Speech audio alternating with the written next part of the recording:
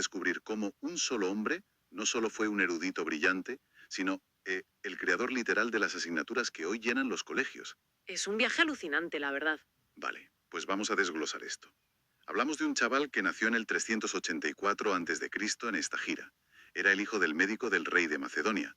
Y fíjate, con solo 17 años, se planta en la gran ciudad, en Atenas, para estudiar en la legendaria Academia de Platón. Y claro, hay que entender lo que significaba la academia en esa época.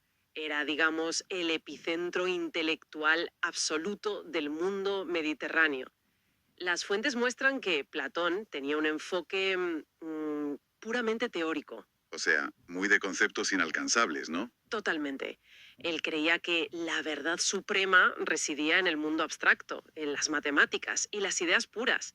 Y este joven estudiante, Aristóteles, estuvo allí dando el callo, siendo un alumno brillante hasta la muerte de su maestro. Pero, a ver, si la academia era la cima del mundo intelectual, o sea, el instituto de élite definitivo, la gran pregunta es, ¿por qué no se quedó allí para continuar el legado? Claro, ¿por qué romper con el modelo que funcionaba? Eso es.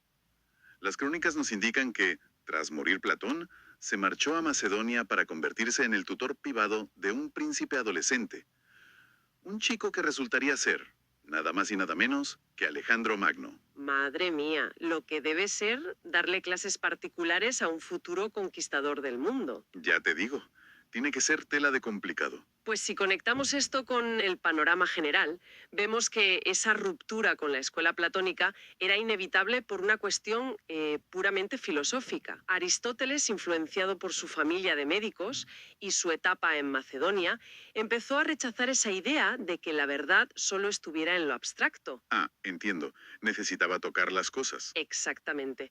Él creía que el conocimiento tenía que entrar por los sentidos, observando el mundo físico. Por eso, al volver a Atenas, hacia el 335 a.C., fundó su propio colegio, el Liceo. Que no era solo montar un colegio enfrente del otro para competir. Que va, fue un cisma metodológico radical. Y es que el método del liceo rompía todos los esquemas de verdad. Introdujo materias completamente nuevas como la biología y la historia natural, y encima daba sus lecciones de la mañana caminando por un pórtico cubierto. Un perípatos. De ahí que a sus alumnos se les llamara los peripatéticos, los que pasean. Eso es. Era como estar en una excursión escolar constante. Pero confieso que esto me genera ciertas dudas metodológicas. A ver, ¿cómo se puede hacer ciencia rigurosa dando paseos? Parece ser o práctico para diseccionar plantas, la verdad. Claro, es que parece poco serio para catalogar anatomía o algo así. Es una objeción buenísima. Pero hay que pensar que el paseo no era recreativo. Era su mecanismo para la observación empírica emparejado con el debate. ¿Obligándolos a mirar al suelo? Literalmente, al caminar por los jardines, forzaba a sus alumnos a interactuar directamente con la naturaleza, a fijarse en las raíces, en los insectos, en lugar de estar teorizando sobre ellos encerrados entre cuatro paredes. Era el nacimiento del método empírico. Mancharse las manos para aprender. Y ese enfoque tan analítico de observar fríamente la realidad me lleva a un episodio súper revelador de los textos biográficos. Ah, el del insulto, ¿verdad? Ese. Un hombre intentó provocar a Aristóteles en la calle, insultándole a gritos delante de todos. Pero Aristóteles pasó olímpicamente. Lo ignoró por completo. Y los alumnos, claro, alucinando. Total. Le preguntaron el motivo de su silencio, y él soltó. Cítole memoria algo como, debería patar a un burro si éste me patea a mí. ¡Qué maravilla! Lo fascinante aquí es cómo esta anécdota encapsula toda la base de su sistema de pensamiento. No es solo un zasca ingenioso. No, va mucho más allá. Al catalogar el insulto como la simple reacción irracional de un animal, Aristóteles está aislando y vaciando la situación de toda su carga emocional. Despoja al provocador de su poder mediante pura lógica. Y separar la emoción de la razón es justamente lo que le permitió dar el bombazo, su siguiente gran salto intelectual. Al eliminar el ruido, la emoción de un argumento, nos quedamos solo con su estructura. Su esqueleto, vaya. Exacto. Y aquí es donde se pone realmente interesante la cosa, porque Aristóteles convirtió esa estructura purificada en la ciencia de la lógica formal. Se inventó el silogismo. Lo típico de todo griego es humano, todo humano es mortal y demás. Por tanto, todo griego es mortal. Sí, Sistematizó el lenguaje como si fuera, no sé, una fórmula matemática infalible. Inventó la ciencia del razonamiento.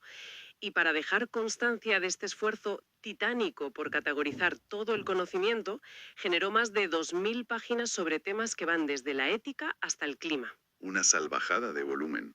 Pero lo fuerte es que el consenso histórico indica que estos documentos no eran libros pulidos para publicar, eran en realidad sus propios apuntes de clase, los esquemas de sus lecciones en el liceo. Resulta asombroso, unos simples apuntes escolares. A ver, sabemos que Aristóteles se fue de Atenas en el 323 a.C. y falleció un año después en Calchis por, bueno, un problema de estómago. Pero me cuesta muchísimo concebir cómo unos pergaminos con guiones de clase sobrevivieron a la caída de imperios enteros. Roma colapsó, hubo 1000 guerras. Es casi un milagro literario. ¿Cómo llegaron esos textos a dictar la ciencia moderna? Pues sobrevivieron gracias a una red de preservación multicultural espectacular. Cuando Europa Occidental se vino abajo, estos textos viajaron hacia el este. Se protegieron en el Imperio Bizantino, se tradujeron al siriaco y luego los eruditos islámicos del Califato Abbasí los adoptaron y los pasaron al árabe. ¡Qué viaje más increíble! Sí, y además fueron súper estudiados por sabios judíos. Y fueron exactamente estas traducciones tan cuidadas en Oriente Medio y el norte de África las que, siglos después, en el 12 y 13, regresaron a Europa Occidental para encender el Renacimiento. Entonces, ¿qué significa todo esto en el fondo? Significa que el simple acto de observar nuestro entorno, de aislar la emoción con la lógica y atreverse a clasificar el mundo, construyó los cimientos de cómo estructuramos el aprendizaje hoy en día. Es la prueba empírica de que la forma en que hacemos nuestras preguntas determina la supervivencia de las respuestas. Sin duda, las asignaturas que estudiamos hoy nacieron de un solo hombre caminando por un jardín.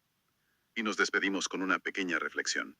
Si los apuntes de clase de un maestro de hace más de 2000 años lograron cruzar imperios y cimentar la educación moderna, ¿qué ideas revolucionarias podrían estar escondidas hoy mismo en los cuadernos de cualquier estudiante, esperando pacientemente a ser descubiertas en el futuro?